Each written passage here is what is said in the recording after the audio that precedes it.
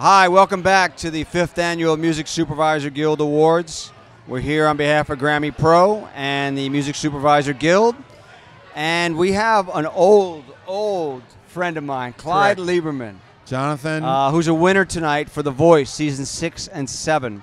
The Voice, to me, at this point, is the only music television, live music television show, competition show I could watch. For some reason, it's kept the credibility. I think the fact that you've been, the way it's set up is that, you know, they turn around, they don't even see, oh, is this the cutest 100%. little kid of all? Yeah. Give me a voice. And talk about working on a show like that where it's hard to keep that credibility in that world. Okay. Well, first of all, hi. I've known Jonathan a long time. I'm not going to say how long. We don't even need to talk about the numbers. They're too big. So the coolest thing about the show is that everybody's associated with it is crazy for music. And I think that the show wouldn't work otherwise. Our executive producers, Audrey Morrissey, Lee Metzger, obviously Mark Burnett, Steinbachers, the people who brought us the format from Holland, Talpa. Everybody's crazy for music. Music was always what the show was about. And the genius idea of the show, obviously it has two genius ideas.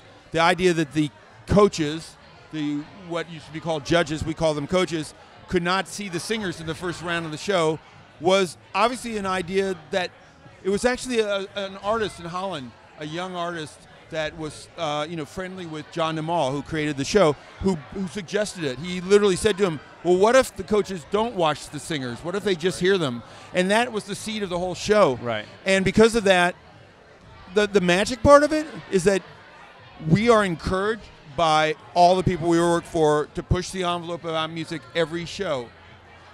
For instance, when we find a song, I don't have to go into Audrey's office and say, look, this song's going to be big, we should consider it. I know that we have the largesse to take a song and run with it. So when we find a song like Burn by Ellie Goulding, before the song has broken even into the top 40 on Hot AC, we're already putting the song on television. And we're doing it because we believe in the song, and we also believe that occasionally we want to bring something brand new to people. Sometimes we want to reach into the songbook and find something somebody, you know you've heard it, but you don't know where you've heard it. So those are the two mantras of the show. Bring people something they've never heard before, but in a new way, and bring them something from the past, but don't just say, well, here's 6 Motown songs, and next week we're going to do 6 Beatles songs.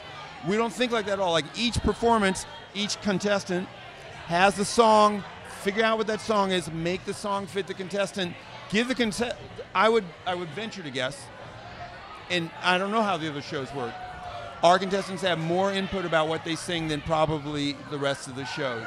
And that probably has a lot to do with the reason why you still can watch the show.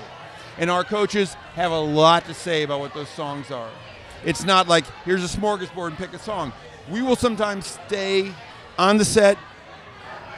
Look, the clock's running, people are being paid, and we're fighting, literally, no, this song's not going to be right. Go back in the trailer, figure out the song. We literally do those things on the fly, in real time, all the time.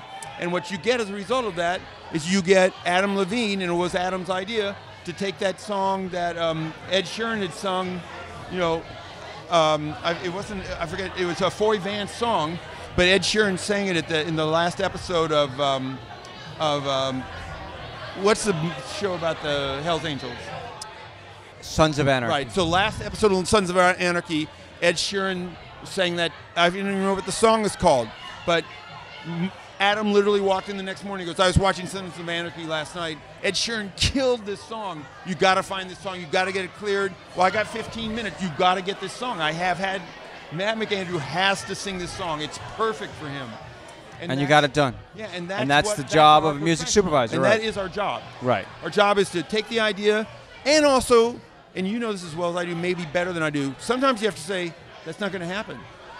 Right, you got to give them a reality check. That's right, and you have to say, and you have to have balls. You have to say, oh, you want that guy? That's not going to happen. Right. You want Springsteen? We can't make that happen right now.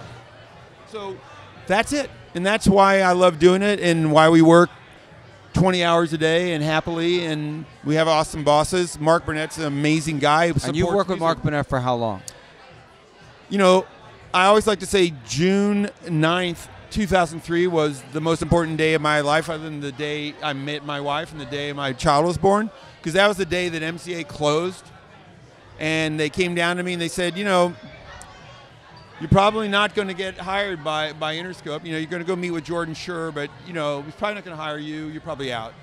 And I said, wow, I'm out. You know, I haven't been out in a long time. You were in for years.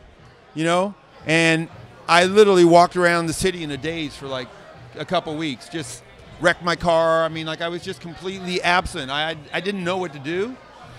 And I met Mark. It was the stroke of luck. And Survivor had just blown up. And he literally said to me, I really want to do stuff with music. People tell me that you know something about music. Like, why don't you go, let's go have dinner. And I went to dinner with all these people. And I thought, oh my God, you know, how often are you going to meet a guy this talented and this charismatic, and he's interested in what you got to say? So it was like, it's just sheer serendipity. That's great. That's the way life is. 100%. So it's 11 years. It'll be 12 years this year. That's beautiful. Yeah, it's awesome. Well, Clyde Lieberman, ladies and gentlemen, I already dropped this award once. I'm trying to not do it again. He picked up the hardware tonight, him and his partner. Thank you. So, I just want to make a shout out to Joe Myers, who is Joe Myers won 2 years in a row. Most awesome. She's a big shot, Joe Myers. Music and she plays a person in the mean round of bridge. And she's a world champion bridge player. All right, anyway, thank you Clyde so much, Lieberman, John. thank you very much.